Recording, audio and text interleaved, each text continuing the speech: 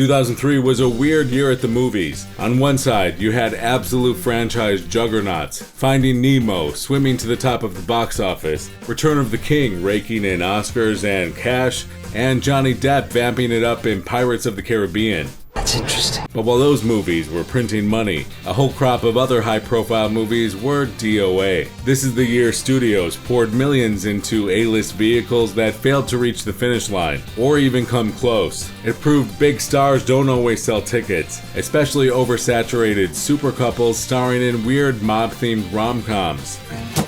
Here now are 10 box office disasters from 2003.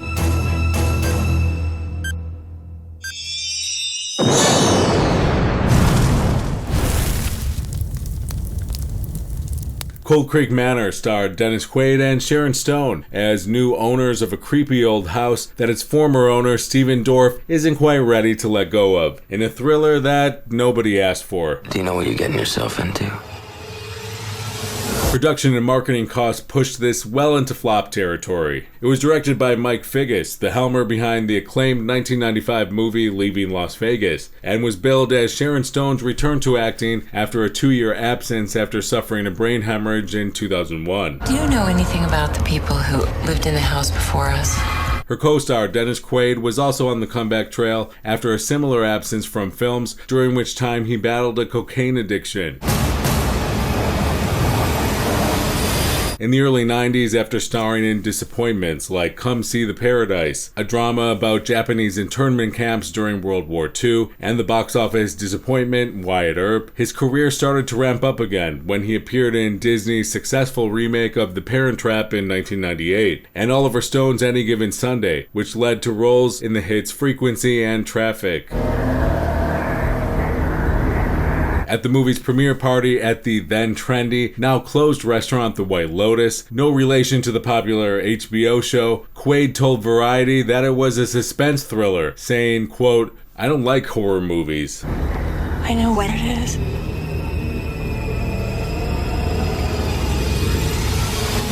While not aiming to be a horror movie, Cold Creek Manor was supposed to be a sleek psychological nail-biter. Instead, audiences found it about as scary as a trip to Home Depot. Critics called it predictable, and the box office return was chilling, barely $21 million worldwide. It debuted in 5th place its first weekend out, and attendance dropped 47% in week 2. Oh my god.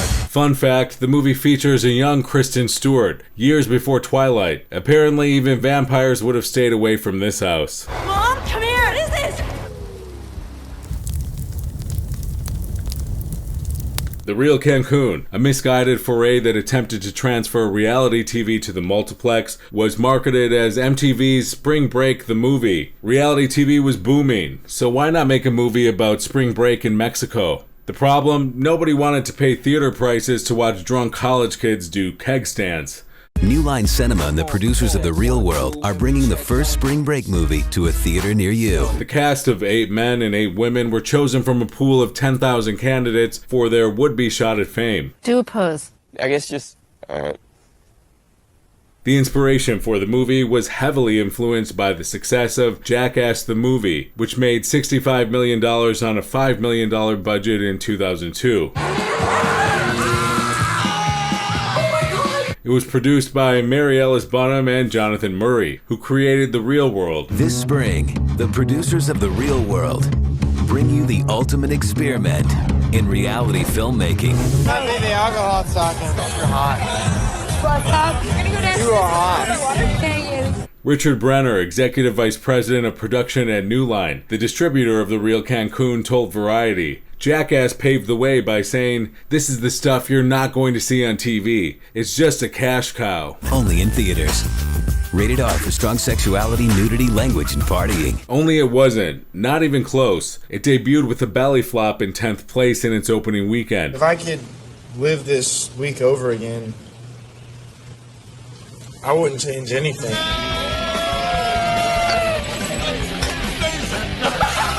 Even with a low budget of $8 million, the movie only made $2 million before it was yanked out of theaters, becoming one of the fastest disappearing films of the year. Imagine Jackass, but without the laughs, stunts, or reason to exist. The Real Cancun's box office failure had a ripple effect, causing Universal to cancel the theatrical release of Drunken Jackasses: The Quest, a similar film about teens partying in Mexico during spring break. Drunken Jackasses: The Quest. Oh my god. I told you. Originally set to open alongside The Real Cancun, it was instead sent straight to video, and to avoid confusion with a possible lawsuit from the creators of Jackass, the title was shortened to The Quest. God bless Chicago movies. And from Justin to Kelly, a musical starring American Idol winners Justin Guarini and Kelly Clarkson, also tanked when it opened in June 2003, marking the end of the short-lived reality TV movie trend. In 2006, a wiser Richard Brenner, the New Line executive, told the New York Times, "People hate to admit they watch reality TV, and we wanted them to stand in line and pay for the privilege." This never happened. The Real Cancun. Anything can happen during spring break. And it did. Only in theaters. Gods and Generals, an ultra-long Civil War prequel to Gettysburg, was nearly 4 hours long and critics slaughtered it. Major financial wipeout. 20th May! Fix bayonet! With a whopping $56 million budget, this Civil War epic was meant to be a prestige picture. Instead, it was 3.5 hours long and felt like 8. A moment in history when heroism shaped America's destiny forever. Critics called it boring and historically lopsided. The Lincoln administration required us to raise 3 regiments. Tell them we have done so. Ted Turner and his studio Ted Turner Pictures put up the film's $60 million budget with his own money and lost a fortune, which with marketing costs included was over $90 million. Goes my first brigade to hell. All right. That's one expensive cameo for Turner, who appears in the movie. Its budget was the reason Variety reported he was selling millions of dollars of AOL Time Warner stocks in February 2003, shortly after the movie's release. It opened in 8th place in its first weekend and would only make $12 million at the domestic box office. Fall back! Fall back, man! Everyone, brimstone! After producing a string of flops, including Gettysburg, Tom and Jerry the Movie, Fallen, The Pagemaster, Cats Don't Dance, and Gods and Generals, Ted Turner Pictures was acquired by Warner Brothers after its merger with Time Warner. McCollum boys! Form up! Warner Brothers hoped Looney Tunes Back in Action would revive the Looney Tunes brand like Space Jam did in 1996. How about we go out and kick some alien butt, huh? Instead, it bombed so hard they shelved all theatrical plans for Bugs and Friends for years. Looney Tunes Back in Action! Looney Tunes Back in Action, directed by Joe Dante, the man behind Gremlins and Small Soldiers, would be one of 5 Warner Brothers tentpole films of 2003. A list which included Terminator 3: Rise of the Machines, The Last Samurai, The Matrix Reloaded, and The Matrix Revolutions. Brendan Fraser, Jenna Elfman, Steve Martin, and Bugs Bunny teamed up in a live-action cartoon hybrid. A rabbit, a duck, a girl, a boy. You, him, her, them. Sounds fun, right? Not to audiences.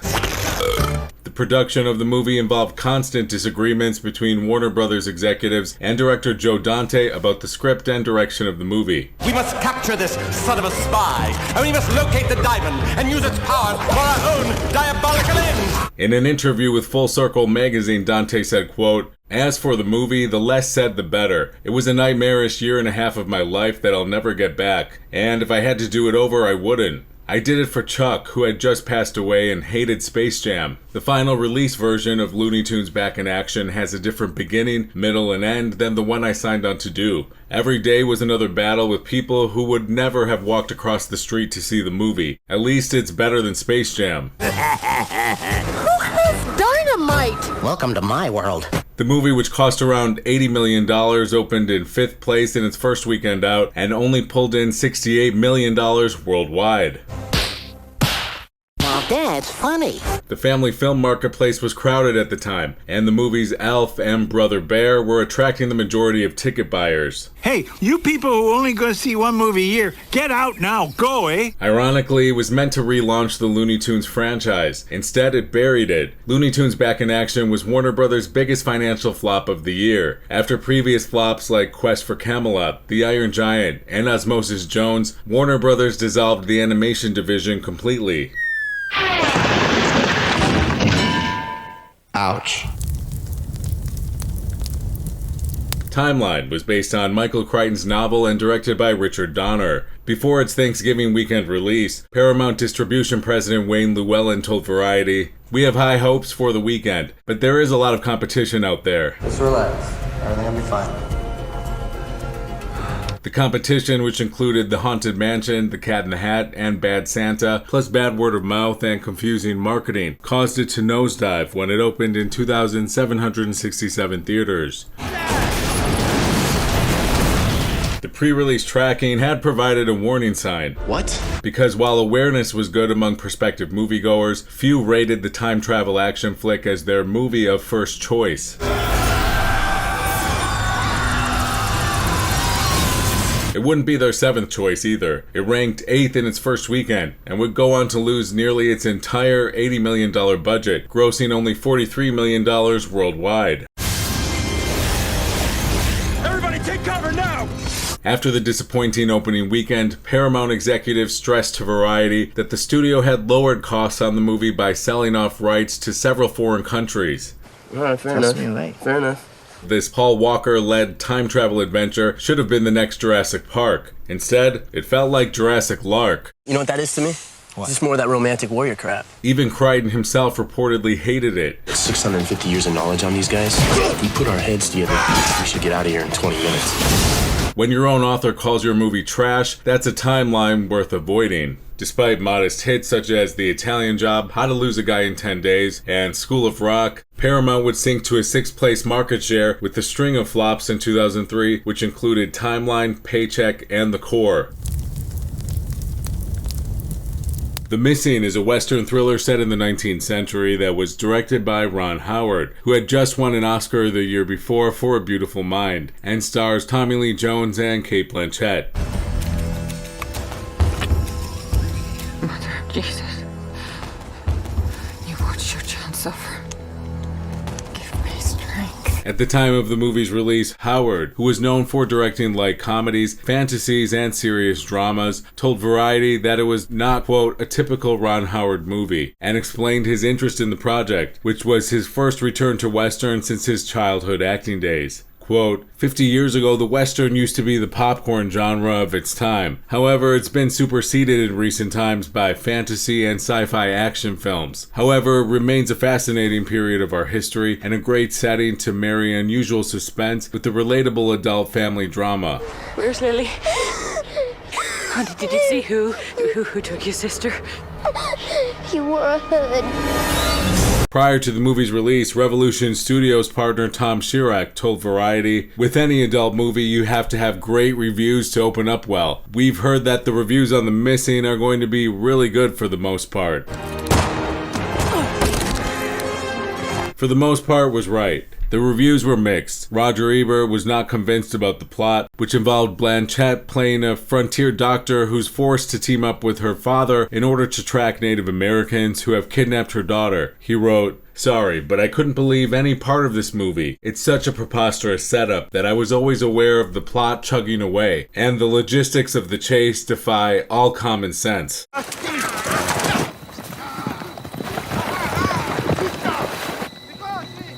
Despite prestige and star power, it tanked, opening in 7th place in its first weekend out.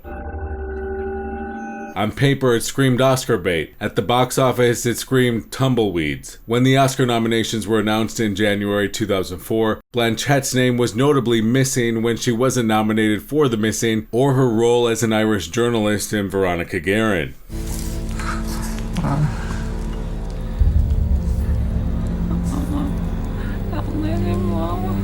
With a budget near $60 million, it only made $38 million worldwide. Although it didn't make any money or win any awards, Tommy Lee Jones did enjoy making it. When it was screened for a variety event to promote the film, Ron Howard recounted Jones' enthusiasm for the role. Tommy Lee Jones especially took great pleasure in working with the Apache elders and anthropologists we had. Chiricahua.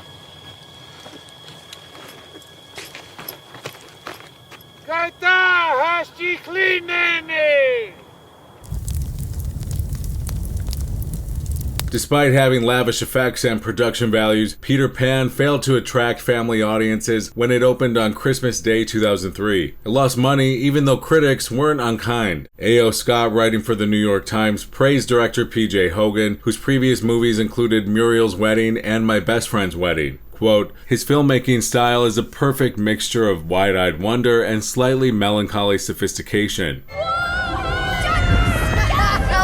Universal mitigated the risk by co-financing it along with Revolution Studios and Columbia, and together they poured $130 million into the movie, of which they would only get back $122 million, which was its worldwide gross. Other factors that ramped up the budget included the cost of industrial light and magic and digital domain CG work, which included rendering mermaids, a ticking crocodile, and the flying sequences with Peter Pan and Tinkerbell. With the production and marketing costs included, it was a big financial flop. Come with me. I cannot fly. It was also hurt by the competition for family audiences with the comedy Cheaper by the Dozen.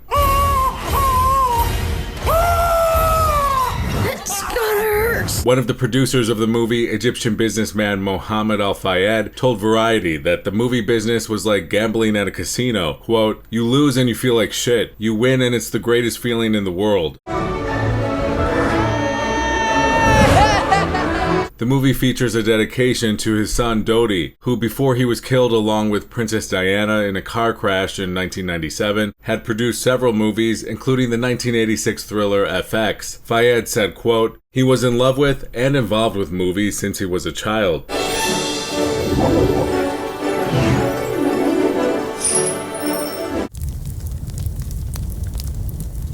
Beyond Borders is one of those prestige Oscar bait movies that completely backfired. Angelina Jolie plays a socialite whose life is transformed when she falls for a fearless humanitarian doctor played by Clive Owen. It's a lightweight love story set against the backdrop of the Ethiopian famine and war-torn Cambodia.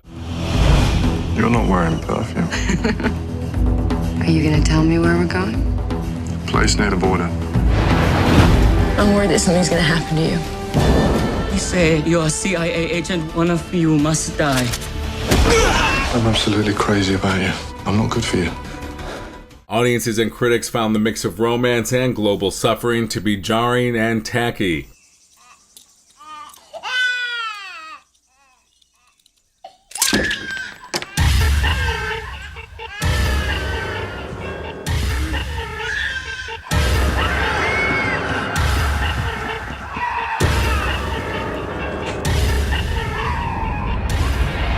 Martin Campbell took over directing duties after Oliver Stone dropped out to do Alexander, which is a flop we'll cover in a different video. You can love them for years, feed them, nurture them, but still, they can turn on you. Mandalay Pictures financed Beyond Borders for $35 million. It was filmed over 5 months across 3 continents. Production was plagued with delays due to fog and heavy rain. After reported walkouts during test screenings, Beyond Borders was edited down from 3 hours to a more palatable 2-hour running time. But that did little to change the movie's fate. It was DOA at the box office, not even cracking the top 10 in its opening weekend. Its final worldwide gross was $11.7 million. Angelina Jolie later admitted the movie was a tough sell, and although she was overlooked at Oscar time, she did receive a nomination for Worst Actress at the Razzies. Okay.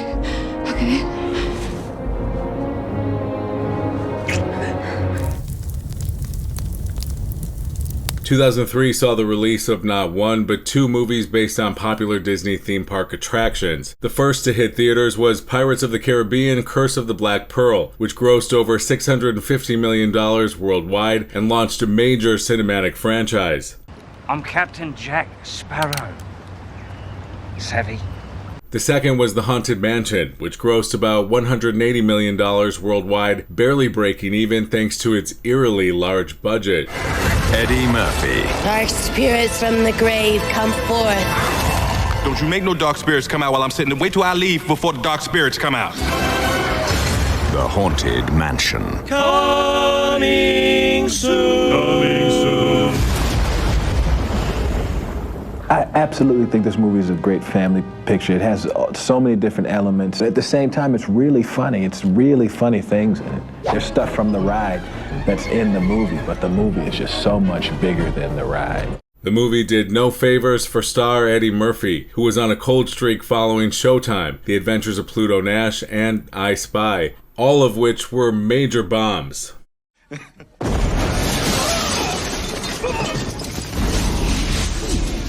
The Haunted Mansion was also a critical failure. The Village Voice called the movie nearly laughless, and nowhere near as frightening as what happened to Eddie Murphy's career. This house has a bit of history to it. And this history haunts these walls. I don't think it's a good idea to put that information in the listing. People love bathrooms. We should play up the whole toilet angle. I think that'd be best. Not learning from its mistakes, Disney decided to release a Haunted Mansion reboot in 2023, which flopped as badly as the original did. Just like the first one, audiences and critics felt it lacked humor and scares. This mansion is unhinged. These ghosts definitely don't want to leave. Death lurks around every corner. On the eve of its release, Eddie Murphy told Entertainment Weekly that he turned down an offer to reprise his role. Quote, "I did a Haunted Mansion movie and it wasn't very good, so I don't know if they want to bring the old baggage and have me stinking up the new one. My Haunted Mansion was not all that in a bag of chips." Maybe someday Disney will reboot it again and finally get it right. You know what they say? Third time's the charm. Gigli is about a low-rent mobster who kidnaps the prosecutor's mentally challenged brother and falls in love with a lesbian hit woman who was sent by his boss to keep an eye on him. Read to me, Larry. What? Oh, come on, Larry, read to him. I got nothing here. You don't have a book. For well over a century, the adventurous flavor of Tabasco sauce has fired up generations of thrill seekers. Okay? That's good. It went into production on December 10th, 2001 with the reported budget of $54 million, which later ballooned to over $75 million after extensive reshoots. The harder they resist it, That woman is beautiful. Now don't get yourself all tied in a knot. the longer they fake it. Hey, you drive me crazy. I don't even know why I had a crush on you back a long time ago when I first met you. The movie was co-financed by Sony Pictures and the independent Revolution Studios. Martin Brest came aboard as director. Once a hitmaker with blockbusters like Beverly Hills Cop and Scent of a Woman, he was now badly in need of a comeback after his previous high-profile flop, Meet Joe Black. In that case, producers awarded him Final Cut, a move they would later regret when he delivered a movie that was over 3 hours long. I realize now my being here, it's not quite appropriate. Real-life couple Ben Affleck and Jennifer Lopez were cast in the lead roles at the height of the tabloid frenzy surrounding their engagement. There was so much media attention that the word benefer became a big part of the cultural lexicon that year. I just didn't know interpersonally if we would get along, or if she was going to be a pain in the ass, or what the story was, and I was very surprised that it wasn't like that with her. Not very surprised, but pleasantly surprised, and so it was great all the way around. This movie was such specific characters. I think he's really great in the movie. He's really, I mean, you know, Ben, he's not like that character at all. But for months while I worked with him, I thought that's who he was because he was so in character all the time. So for me, it's really about the work that we did because the characters were so different than who we really are. Bad buzz and oversaturation would ultimately doom Gigli's theatrical run. In every relationship, there's a bull and a cow. It just so happens that in this relationship right here with me and you, I'm the bull. You're the cow. It debuted at number 8 with a paltry sum of $3.7 million.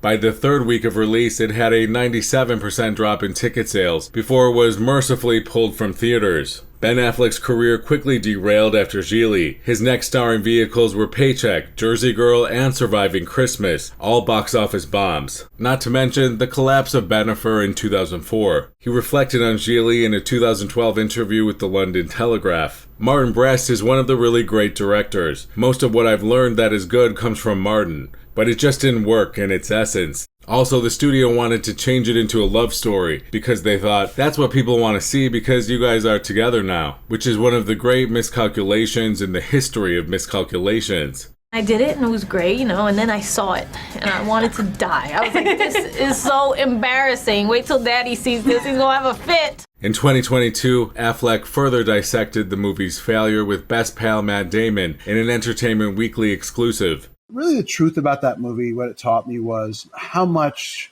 everything around a movie sort of dictates the way people see it. For being a movie that was such a famous bomb and a disaster, very few people actually saw the movie. Those who did, it doesn't work, by the way. It's a sort of horse's head on a cow's body. It didn't work. And then we did 5 weeks of reshoots, which we knew were not going to work. It was a movie that didn't work. You try hard on those and you do interesting things. And interestingly, I learned more about directing on that movie than anything else because Marty's a brilliant director, really gifted. It's not like it's worse than there's a bunch of horrible movies. And it probably, in terms of losing money, I've had 5 movies at least that have lost more money than Gigli has. We only made it for $50 million. They killed the P&A spend. You know, I mean, Revolution was in profit that year. And there were other movies that came out weeks later that lost more money. It was just that it became a story in and of itself. The funny name, the Jennifer Lopez romance and overexposure of that. It was a kind of a perfect storm. I remember talking to Marty on the Friday it came out, and I was like, it's just spectacular. It's like tsunami. It couldn't be worse. This is as bad as it gets. Gigli will always be synonymous with the word flop. It was too weird and too expensive to ever stand a chance. Over time, however, some people have contended that it's not as bad as it was made out to be, and it has its moments. Case in point, this wonderfully bizarre cameo by Christopher Walken. Go down to Marie Callender's. Get me a big bowl. Pie, some ice cream on it. Good. Put some on your head. Your tongue would slap your brains out trying to get to it. Interested? That completes our look at the biggest box office disasters of 2003. Do you think some of these movies were unfairly maligned, or was justice served? Let us know in the comments. These are actual reviews? These are actual reviews that I culled because I pay attention to these things for the movie. Such an utter wreck of a movie.